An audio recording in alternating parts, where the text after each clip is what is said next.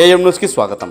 Breaking news చూస్తున్నాం. TDP అధిష్టానం ఆదేశిస్తే ఆళ్లగడ్డ నుంచే పోటీ చేసి భారీ మెజారిటీతో గెలుస్తానని టీడీపీ సీనియర్ నాయకులు మాజీ విత్తనాభివృద్ధి సంస్థ చైర్మన్ ఏవి సుబ్బారెడ్డి స్పష్టం చేశారు. నంద్యాలలో ఏర్పాటు చేసిన మీడియా సమావేశంలో ఏవి సుబ్బారెడ్డి మాట్లాడుతూ తనకు జన్మనిచ్చిన గడ్డ ఆళ్లగడ్డ అని, పెరిగిన ఊరు ఆళ్లగడ్డ అని, రాజకీయాలు నేర్చుకుంది ఆళ్లగడ్డలోనేనని, అటువంటి ఆళ్లగడ్డకు పోతే నన్ను ఆపే దమ్ము ధైర్యం ఎవరికీ లేదని, తనను భయపెట్టేవారు ఇంకా ఆళ్లగడ్డలో ఎవరూ పుట్టలేదని ఘాటుగా స్పందించారు. ఆళ్లగడ్డలో నిర్వహించిన రా కదలిరా తెలుగుదేశం పిలుస్తుంది బహిరంగ సభకు పార్టీపై గౌరవంతో వెళ్ళలేదని, నేను వెళ్ళాలి అనుకుంటే ఆపే దమ్ము ధైర్యం ఎవరికీ లేదని, ఊకదంపుడు బెదిరింపులకు భయపడేదే లేదని గట్టిగా హెచ్చరించారు.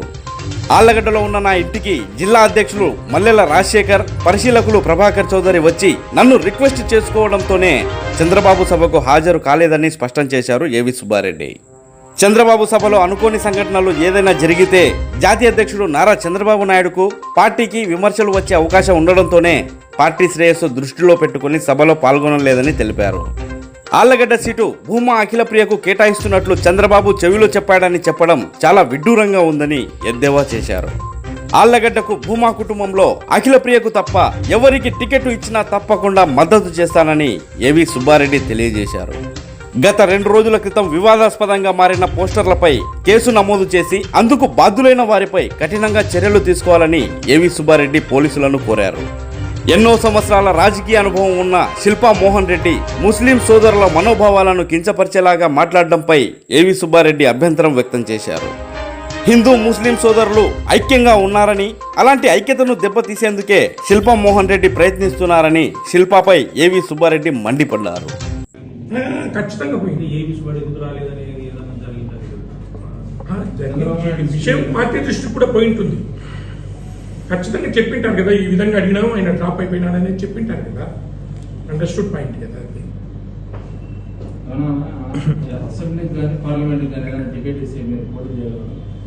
ఎక్కడని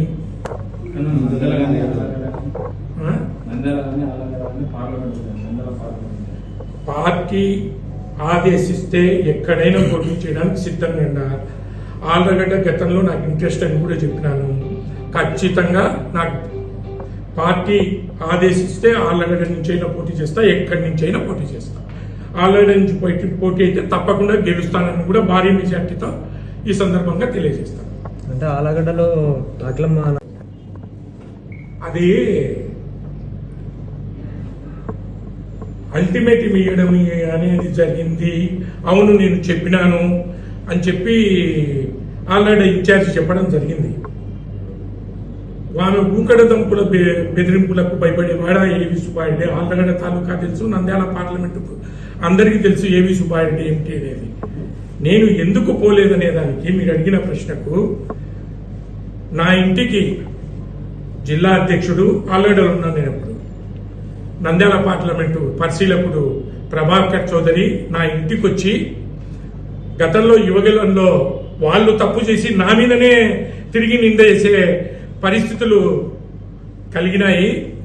అటువంటి ఈ సందర్భంలో ఇక్కడ ఏదైనా చిన్న పొరపాటు జరిగినా ఎవరి వల్లన్నా కానీ అది రాష్ట్ర వ్యాప్తంగా జాతీయ అధ్యక్షుడు వస్తున్నాడు కాబట్టి అది బాగుండదు, మీరు ఆలోచన చేసుకోండి అని చెప్పడం జరిగింది. వాళ్ళు రిక్వెస్ట్ చేసుకుంటే పార్టీ మీద గౌరవంతో, ఎందుకంటే మనకు రాబోయే రోజులలో ఖచ్చితంగా చంద్రబాబు నాయుడు గారిని ముఖ్యమంత్రిని చేసుకోవాల్సిన అవసరం ఉంది, లేకుంటే రాష్ట్రం భ్రష్టు పట్టే పరిస్థితి ఉంది. ఇవన్నీ ఆలోచన చేసుకుని ఒక మెట్టు తగ్గి నేను పార్టీ ఆదేశాల మేరకు మానుకోవడం జరిగింది తప్ప ఆళ్లగడ్డకు పోకుండా ఆపే శక్తి ఎవరికింది ఏవి సుబ్బారెడ్డిని. నేను పుట్టిందాడా, పెరిగిందాడా, నాకు ఆస్తులు ఉండేదాడా. కొన్ని పోస్టర్లు నంద్యాల టౌన్లో వేయడం జరిగింది. ఆ పోస్టర్లు మత సామరస్యానికి భంగం కలిగించే విధంగా హిందూ ముస్లింస్ దాడులు చేసుకునే పరిస్థితిగా ఆ పోస్టర్లు వేయడం జరిగింది. వేసేటప్పుడు ఎవరైతే ఆ పోస్టర్లు వేస్తున్నారో వాళ్ళని పట్టుకొని పోలీసులకు కూడా చెప్పడం జరిగింది. ఈ సందర్భంగా మన తెలుగుదేశం నాయకులు ఎస్పీ గారికి, డిఎస్పీ గారికి ఒక రిప్రజెంటేషన్ కూడా ఇచ్చారు. వాళ్ళని పోలీసులకు హ్యాండ్ ఓవర్ చేయడం జరిగింది.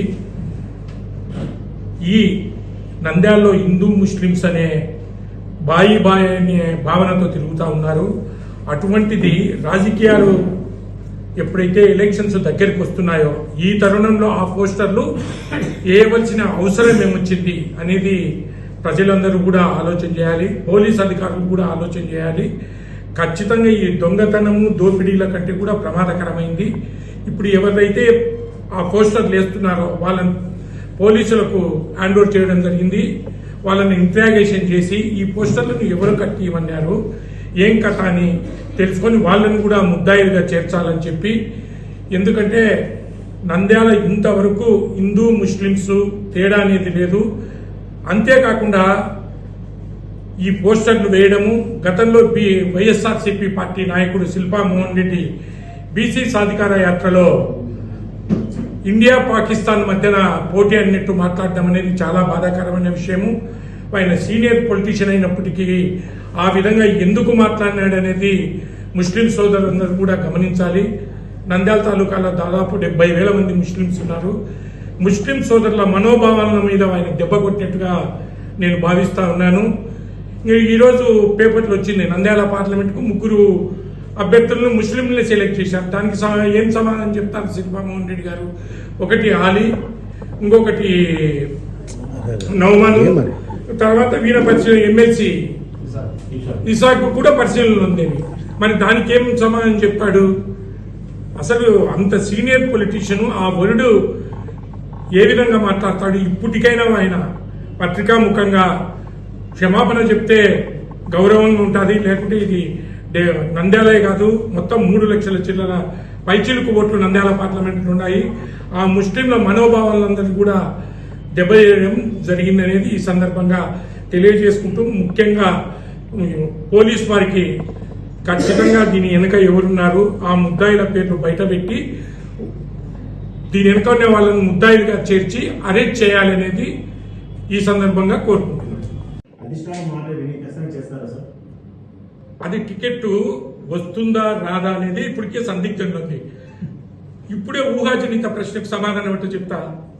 వాళ్ళకి వస్తుందో రాదో, ఒకవేళ వస్తే ఆ రోజు ప్రశ్న నుంచి మాట్లాడతా.